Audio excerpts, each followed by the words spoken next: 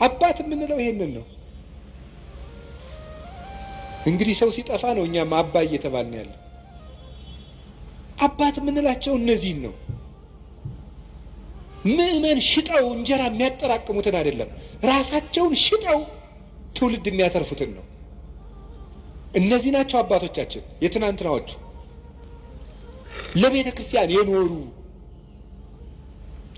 ለምእመናን ራሳቸውን ቤዛ አድርገው የሰጡ።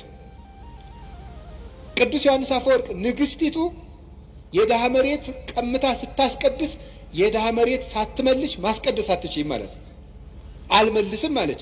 ካልመለሽ ታዲያ አንቺ የምድር ርስት ቀምተሽ የሰማይ ርስት ታገኛለሽ ማለት አትችይም። እግዚአብሔር የፍትህ አምላክ ነው፣ እንዳትቆርብ ያውግዤሻለሁ አለ። አሰድድሃለሁ አለችው። አሰድጅኝ፣ የፈለግሽውን አድርጊ። ስታሰድደው ምን እንዳደረገ ታውቃላችሁ? እሱ ምን አለ? ኧረ እባካችሁ ዮሐንስን ተው በሉት አሰድደዋለሁ ስትል፣ ይልቁንስ ስታሰድደኝ በሌሊት እንድታሰድደኝ ነው ንገሯት። ምእመናን መምህራችን አናሰድድም እያሉ ከእሷ ጋር ጠብ ገጥመው እንዲሞቱብኝ አልፈልግም ማለት። እንዲህ ነበሩ መምህሮቻችን። ደጋፊ የሚያደራጁ፣ ቲፎዞ የሚያደራጁ፣ እኔ ተነካው ውጡልኝ የሚሉ አልነበሩም። መምህሮቻችን እነ ቅዱስ ቄርሎስ እነ ቅዱስ ዮሐንስ አፈወርቅ ለበጎቻቸው የሚሞቱ ነበሩ። እነዚህ ናቸው መምህሮቻችን። እነዚህን ነው ማሰብ። ማን እንደላከው የማይታወቀው ሁሉ ሐሳብ አመጣ ቁጥር መረበሽ የለባቸውም። መምህሮቻችን እነዚህ ናቸው።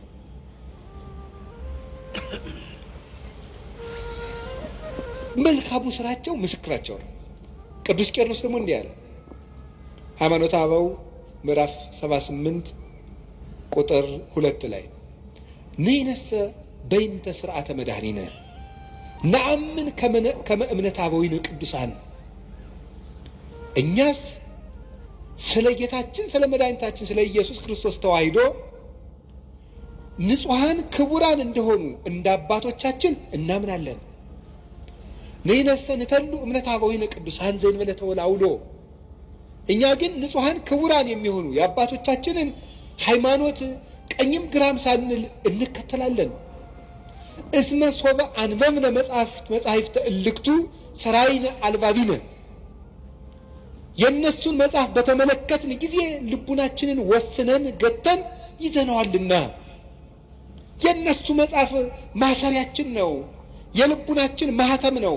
ልቡናችን በአባቶቻችን መጽሐፍ አርፏል ይላል ቅዱስ ቄርሎስ። ወኢናብ ካላ ሃይማኖት ዲበ ሃይማኖት ርትዕት።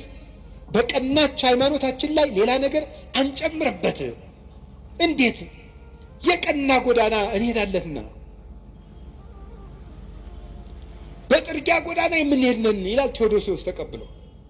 ንጉሥ በሄደበት ጎዳና የምንሄድ ነን፣ የንጉሥ ክርስቶስን ጎዳና የምንከተል ነን። ቅዱስ ሳዊሮስ ዘአንጾኪያ ሃይማኖተ አበው ምዕራፍ 85 ቁጥር 10 ላይ ሲናገር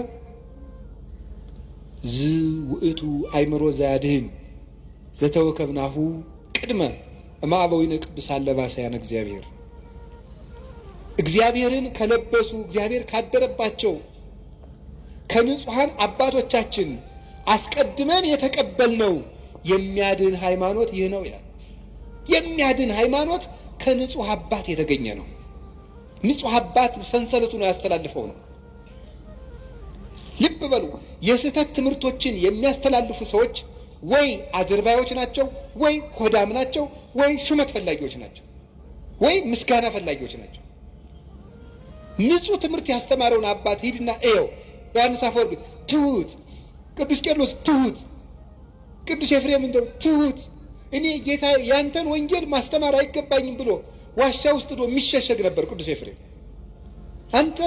አንተ በልልና የሰበከውን ወንጌል እኔ ትቢያው እንዴት አድርጌ ያስተምረዋለሁ እየተባለ እያሉ እዩዋቸው። እነ ቅዱስ ኤጲፋኒዎስ ሹመት አልፈልግም እያሉ በአዝመራ መካከል ጠፍተው ከተደበቁበት ታስረው ተይዘው እየመጡ ነበር የሚሾሙት። የክርስቶስ ትምህርት ያደረበት አባት የክርስቶስን ሕይወት ያሳያቸዋል። እንደው አባቶቻችን ይሄን የዕብራውያንን ሲተረጉሙ የቀደሙ አባቶቻችን ዋኖቻችን አስቡ የሚለውን ሲተረጉሙ በጎ እውነተኛ እምነት ያለው ምግባር የሌለው መምህር ቢኖር ይላሉ። መከተል ይገባል አይገባም? ምግባር ያለው አንደበቱ የለሰለሰ ሃይማኖቱ የጠመመ አባት ቢኖር መከተል ይገባልን ቢሉ ይላሉ። ይሄን አይገባም፣ በለሰለሰ ምግባሩ እያታለለ ወደ ክህደት ያደርሳልና። የሃይማኖቱ የቀና መምህር ግን ከሆነ ምግባር እንኳ ባይኖረው እያደር ይሰራዋል ይላሉ። አሁን ላለው አሁን ያለ መምህር ታዲያ ቅዱስ ካልሆነ አንስማው ብትሉ እናም እንዲያማ ከሆነ እኔ ማርፌ እቀመጣለሁ። ምስጢሩ ምንድን ነው? አሁን ያለን መምህር የምንሰማው የትናንትናዎቹን እስካስተማረን ድረስ ነው። ከዚያ ከወጣ ቆርጠን እንጥለዋለን። ለስጋ በሚመች ፈጠራ ልቦለድ ለነገስታት በሚመች የሚሰብክ ከሆነ መምህራችን አይደለም። መቅድመ ኩሉ ሀሊ ከመትጽና በርትዕት ሃይማኖት፣ ከሁሉ አስቀድመ በቀናች ሃይማኖት መጽናትህን አረጋግጥ፣ አጽና፣ አስብ። ወባይቱ ኢታጥሪ ዘንተ ማበስጋ ወደም። ግን ይህንን ሃይማኖት ከስጋዊ መምህር አገኘዋለሁ አትበል። ቅዱስ አትናቴዎስ ሃይማኖተ አበው ላይ ሲናገር አስቀድመህ ወዳጄ ከሁሉም ስራ አስቀድመህ የቀና ሃይማኖት እንዳለህ እርግጠኛ ሆን። የቀና ሃይማኖትን ግን ምድራዊ ነገር ከሚያሳድድ ሰው አገኘዋለሁ አትበል። እስመ ለሊሁ ይቤ ብፁዕ አንተ ስምዖን ወልደ ዮና እስመ ይከሰተ ለከ ዘንተ ዘሥጋ ወደም። ጌታችን ኢየሱስ ክርስቶስ ራሱ ስምዖን ሆይ ብፁዕ ነህ ይህንን ስጋዊ ደማዊ አልገለጠልህም ብሎ ያመሰገነው ቅዱስ ጴጥሮስ የሰማይ እውቀትን ስለተናገረ ነው እንጂ የምድር እውቀትን ቢናገር አያመሰግነውም ነበር ይላል ቅዱስ አትናቴዎስ። ስለዚህ ዘመዶቼ እንደ አባቶቻችን መከራ እንደተቀበሉት እናምናለን። በየትኛውም ርዕሰ ጉዳይ ቢሆን እናምናለን። ሰሞኑን እመቤታችን ቤዛ ትባላለች አትባልም የሚል ጥያቄ በጣም ብዙ ምዕመናን ስትጠይቁኝ ስለነበረ ሐሳቡን ካነሱት አባት ጋር ግንኙነት የለኝም። ብዙ ጊዜ ሰዎች ለሚያነሱት ሐሳብ እኔ መልስ የማልሰጥበት ምክንያት ሰዎቹ እንዲድኑ ስለምፈልግ ነው። በሌላ ትምህርት አስተምሮ ሰዎቹ ከዚያ እንዲጠገኑ ማድረግ የተሻለ ነው፣ እልክ ከማስያዝ ብዬ ስለማስብ ነው። ግራ ነገር ልንገራችሁ። እኔ አሁን እመቤታችን ቤዛ ትባላለች አትባልም የሚለውን መልስ ከመመለሴ በፊት እንዲህ ያለ ጥያቄ ሲመጣባችሁ ምንድነው ማድረግ ያለባችሁ? ቅድም የነገርኳችሁ ምንድነው ማድረግ ያለባችሁ? ስለዚህ ጉዳይ የትናንትና አባቶቻችን ምን ብለዋል? ምን ብለዋል? ቅዱስ ያሬድ ምንድነው ያለው? አባ ጊዮርጊስ ምንድነው ያለው? ቅዱስ ጎርጎርዮስ ዘንዚናዙ ምንድነው ያለው? ሕሊናዋን በመጠበቋ ስጋዋን ጠብቃ ንጹሕ ሆና በመኖሯ ፍጹም እምነትን በመያዟ she became the advocate of Eve ነው የሚለው።